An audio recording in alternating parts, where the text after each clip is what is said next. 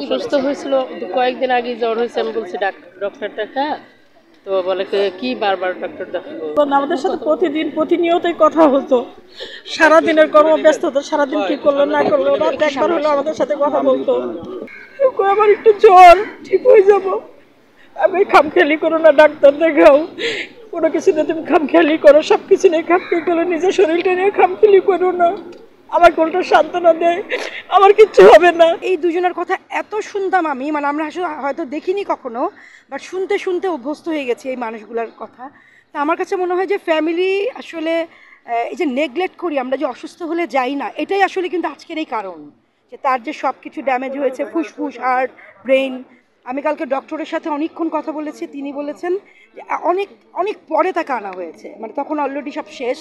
এবং জ্বর কাশি, আমি সবাইকে বলবো যারা আছেন, ভাই জীবন একটা, আমরা আসলে বাঁচতে চাই এত সুন্দর এই পৃথিবীতে। কেউ অসুস্থ হলে ডাক্তারকে দেখান, ফ্যামিলিকে হেল্প করেন। আমার মনে হয় তার কোনো পাপ ছিল না, তার নামে কোনো ক্লেম, কোনো দুর্নাম বাংলাদেশ, আপনার যারা আপনার রিপোর্টার আছেন, ইলেকট্রনিক মিডিয়া, প্রিন্ট মিডিয়া যারা আছেন, তারা একটা রিপোর্ট অঞ্জনা ম্যাডামের দুর্নাম আপনারা কোনোদিন মানে ইয়েতে আপনারা ধরায় দিতে পারবেন না। আর পলিটিক্যালভাবে কেউ তো আওয়ামী লীগ করে, কেউ তো বিএনপি করে, কেউ তো জামাত করে, এটা যার যার ব্যক্তিগত ব্যাপার। কিন্তু শিল্পী আমাদের কোনো দল নেই, আমরা সবাই শিল্পী। বেহেশতের সর্বোচ্চ স্থানে তাকে মানে যেন আল্লাহ পাক রাখে। আর উনি যদি কোনো কিছু যদি ভুল করে থাকে তাহলে আপনারা ক্ষমা করে দেবেন।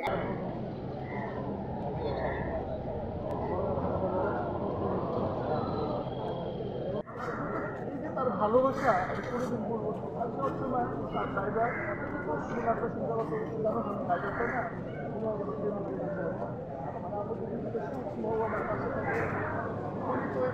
মানুষ যায় আমার কি আর শুধু ড্রাইভারের যাওয়া দরকার আবার তোমাদের কাছ থেকে আমি না মনে একদিন তাকে না সারা বছর আমার আপার তোর বোন